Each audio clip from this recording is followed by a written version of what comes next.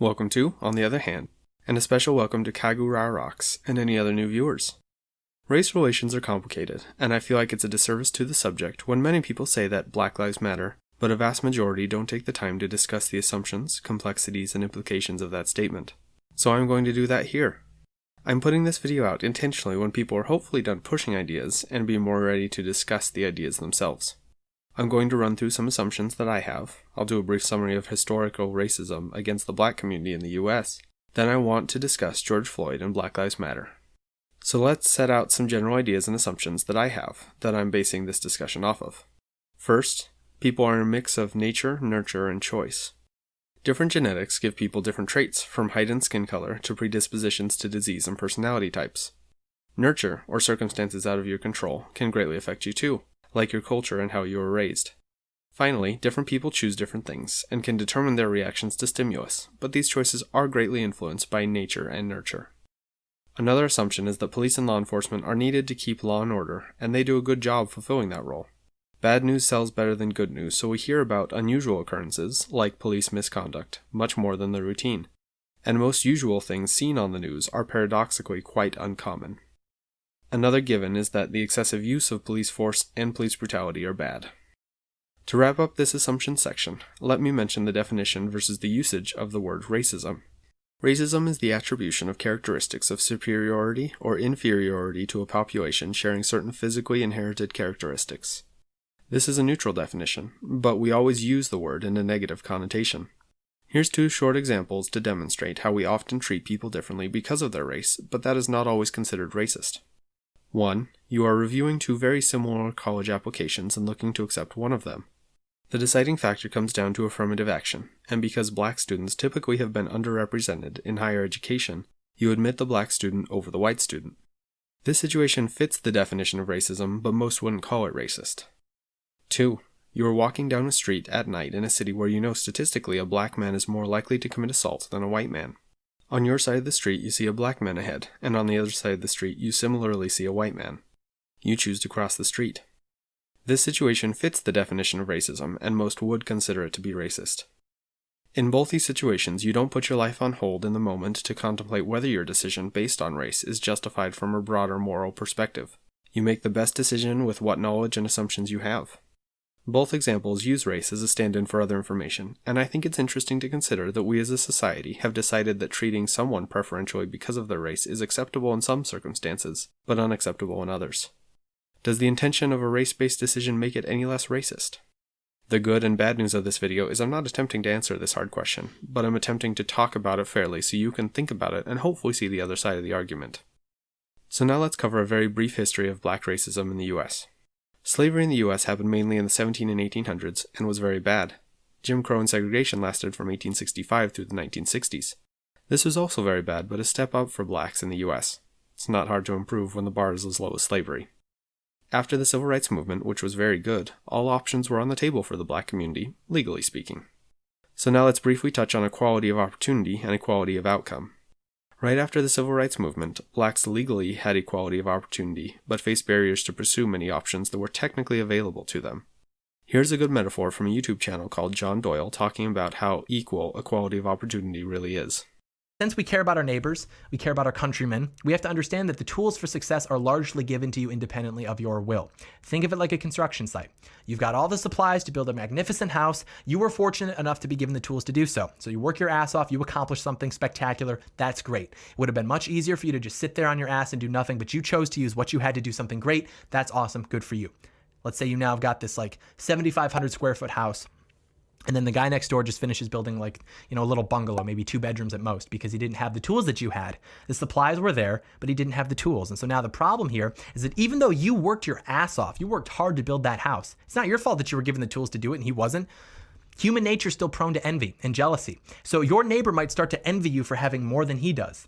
And then maybe the homeowners association wants to raise rates on you because they know that you can afford it. So they take the side of your neighbor so that they can get his vote. And pretty soon the whole neighborhood is against you. And you can try to explain to them that it's not your fault that their house isn't as nice as yours, which is true.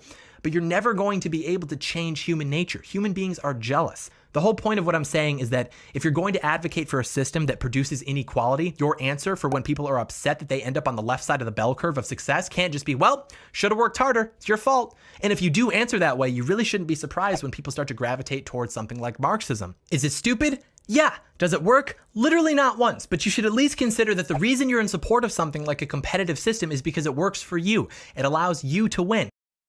We will never be able to truly give everyone an even playing field with equality of opportunity. So how much should we consider and focus on equality of outcome, or equity? How much should we tear down or prevent metaphorically large houses from being built? Segregation still looms and affects people's lives today, but how much? As Tim Pool is known for saying, it's complicated. Obviously, those who were living during segregation were most affected by it. But how much were their children affected? How much were their grandchildren affected? And after how many generations should slavery and segregation no longer be a consideration? Does choice outweigh circumstances in a person's life? If so, when? Again, it's complicated. Let's move on to police profiling of the black community. Needless to say, racist laws and culture would produce many racist cops. So when the civil rights movement made massive changes to both law and culture, it's not a surprise that racism was perpetuated past that time. Here we also have to ask, what about the next generation of police? And the next? Where's the cutoff? Go figure, it's complicated. But here we come to a common thing that people disagree on with police in the black community. FBI statistics show that there is higher crime in black communities and higher police forces are deployed in black communities.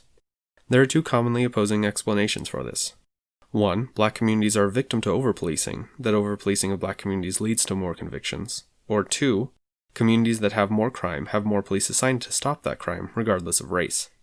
Now you often hear the phrase that blacks are disproportionately targeted, but this is where your bias determines your opinion in many ways. Disproportionate to what? One side of the argument says blacks are disproportionately targeted by population, and the other side disagrees and says that blacks are police proportional to crime rates.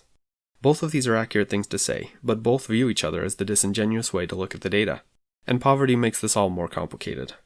As I see it, all of the explanations for this data are different takes on how much nature, nurture, and choice play into the crime statistics we have.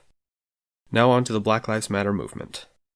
BLM started in 2013 with Trayvon Martin, and the BLM mission statement is to eradicate white supremacy and build local power to intervene in violence inflicted on black communities by the state and vigilantes. So the BLM movement is about more than just the statement that Black Lives Matter. There's a narrative, goal, and actions that are related to but different from the obvious meaning of the group's title, and the group itself. So saying Black Lives Matter can overlap with supporting the BLM movement, but they are not one and the same. This is called semantic overload. Some people use Black Lives Matter as a statement, and some people use it to agree with the group and all that comes with it. The tricky part is trying to clearly communicate which version you are using and which others are using. I would put forward that a vast majority of Americans believe Black Lives Matter. In fact, they believe that all persons shall be entitled to the full and equal enjoyment of the goods, services, facilities, and privileges, advantages, and accommodations without discrimination or segregation on the ground of race, color, religion, or national origin. If you disagree with that assumption, I guess this is where we agree to disagree.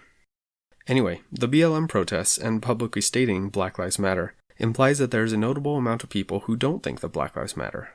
So saying and believing that Black Lives Matter isn't controversial, but the implication behind people feeling like they need to say it is quite controversial. And disagreeing with the BLM organization and its actions and goals is often seen as disagreeing with the statement that Black Lives Matter, and I don't like that conflation. I also don't like how having a nuanced take on a group can be seen as problematic. For example, here's a story from NPR about Utah's NAACP goals during this time. They want greater accountability for officers accused of excessive force, limiting racial profiling in the use of force, and better data tracking and reporting. It's also asking the United Nations to classify police mistreatment of black people in the U.S. as a human rights violation, and to impose sanctions if necessary. Right. I'm sorry, you lost me there. I agreed with everything up until that last point. If it's a human rights violation when it happens to someone who's black, shouldn't it be a human rights violation when it happens to any other human, hence human rights? I'm not a fan of mixing widely agreed upon items with highly divisive ones, but then expecting everyone to agree.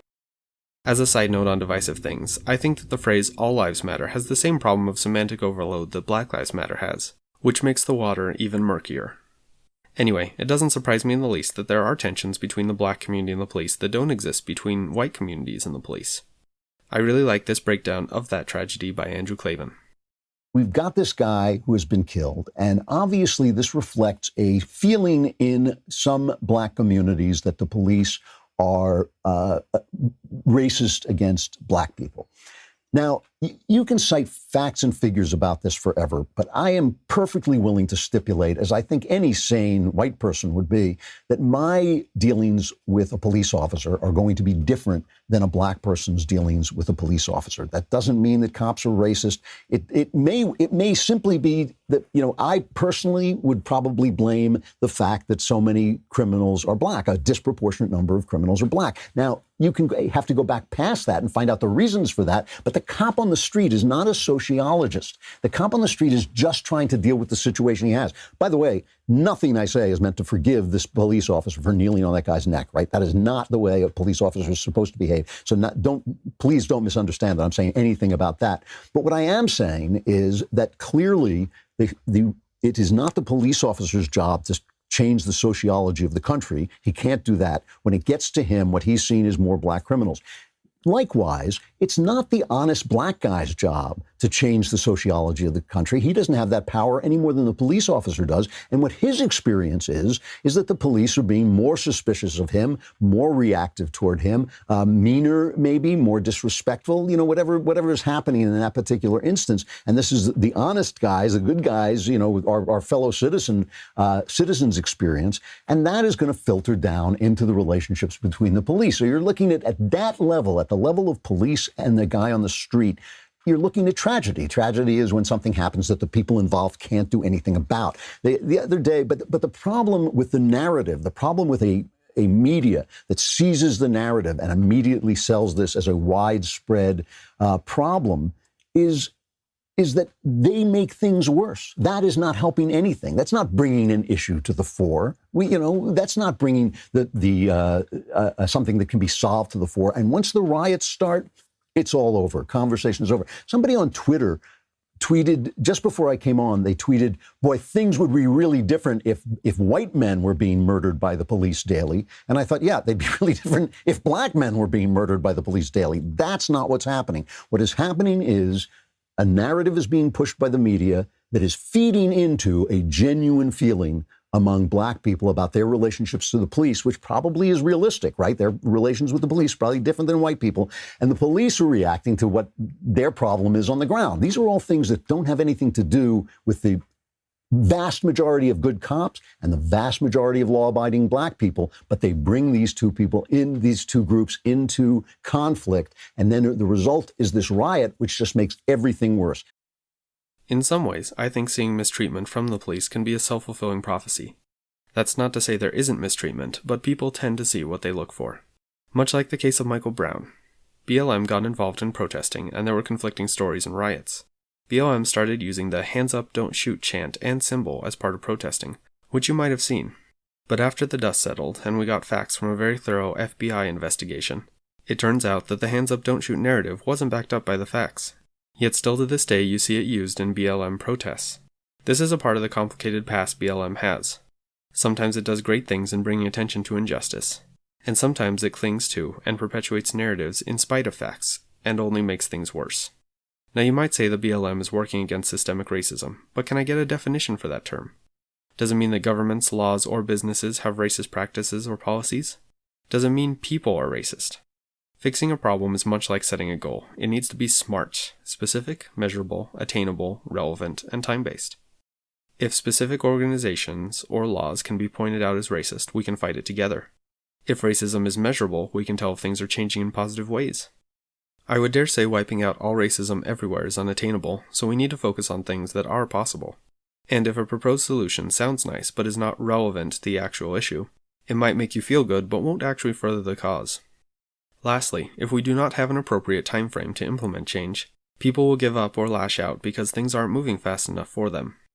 If racism isn't treated any better than a stereotypical New Year's resolution that isn't smart, how can we expect to have useful conversations and come to meaningful changes? And on top of that, all too often I see disagreement on solutions taken to mean that there is disagreement on the existence or severity of the problem. We need this dialogue to be as open and inviting as possible if we want anything to change. So we have to take all these things into account when talking about the current event of George Floyd's murder and everything else that has been happening.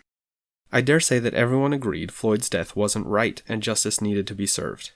Then protests and riots started up, and as far as I can tell, they focused on finding justice for Floyd and ending racism. Which was weird to me. I didn't see racism, I saw brutality, and the officers responsible are currently being charged. I'm afraid the facts are getting glossed over for the sake of the message, in a similar way to Michael Brown. People started arguing about how peaceful the protests were, and how much of the destruction and rioting was protesters versus opportunists. But then mobs have been forming and taking down statues deemed as racist, from Confederate statues to Thomas Jefferson, and even George Washington, and there is talk about defunding and abolishing the police. I would like to put forward that despite the injustice that occurred, many of these things are going too far. I understand that there is a lot of anger and desire for reform, but once destruction of public and private property starts, the conversation stops being productive. Even if a mob is morally justified, mobs are not known for being reasonable and often need to be stopped with force to prevent death and destruction. Mr. Rogers once famously talked about anger and being able to stop as follows. What do you do with the mad that you feel when you feel so mad you could bite? When the whole wide world seems oh so wrong and nothing you do seems very right? What do? Do you punch a bag? Do you pound some clay or some dough? Do you round up friends for a game of tag or see how fast you go? It's great to be able to stop when you've planned a thing that's wrong and be able to do something else instead and think this song. I can stop when I want to, can stop when I wish, can stop, anytime. And what a good feeling to feel like this and know that the feeling is really mine. Know that there's something deep inside that helps us become what we can. For a girl can be someday a lady, and a boy can be someday a man. If only we could all be more like the people that Mr. Rogers wants us to be. All I'm trying to say is, complex problems require complex solutions. Yeah. But we are a planet of very simple people. so can we all please stop pretending like there's a large percentage of the population that thinks that Black lives don't matter? Or that there's a large group of people who think there was nothing wrong with what happened to George Floyd? Can we give people the space to discuss ideas and different solutions, even if we have to reasonably and respectfully disagree? If we can, I believe we will truly be working towards a brighter future.